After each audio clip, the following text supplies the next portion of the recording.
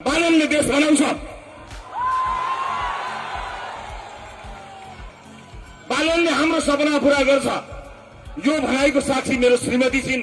मैले उनलाई अँगालो हालेर उनलाई पनि त्यही भने, मेरो आमासँग कुरा भयो र मैले आमालाई भने, आमा बालनले देश बनाउँछ। अपदस्थ भएको बच्चालाई टाउकोमा र छातीमा ताकेर गोली लगाएको सरकारले ममाथि लगाएको मुद्दाले मलाई कुनै पनि दिन जेल पुर्याउला, मलाई अब चिन्ता छैन, किनकि देशले बालक पाएको छ।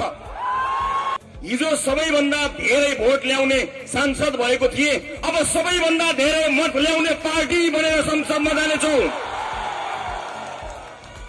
प्रत्येक दिन मेरो टाउकोमा लागेका मुद्दाहरूका कारण प्रत्येक दिन देशको कुनै न कुनै अदालतमा मैले उपस्थित हुनुपर्छ।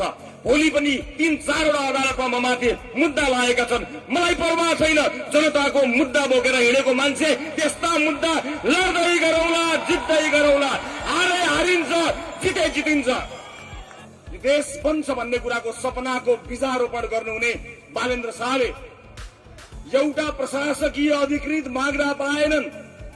यिनीहरूको मान्छे राज्यका भित्ता भित्तामा कोठा चोटामा भर्ता गर्दा यिनीहरूलाई लाज भएन, देशलाई हरितन्नम बनाउँदा लाज भएन। तर जनताको लोकप्रिय मान्छेले एउटा प्रशासकीय अधिकृत पाएन। अब प्रशासकीय अधिकृत होइन, तिम्रो सत्ता फेर्ने हो।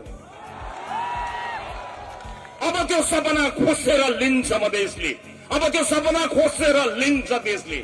जुन दिन बालनजी र मेरो भेटघाट भयो, त्यो भेटघाट सकिएर म घर गएँ। भोलिपल्ट बिहान उठेर मैले हेरेँ, उज्यालो घाम लागेको दिन थियो। मेरो घरमा मेरो आमाको, स्वर्गीय आमाको तस्बिर पनि छ।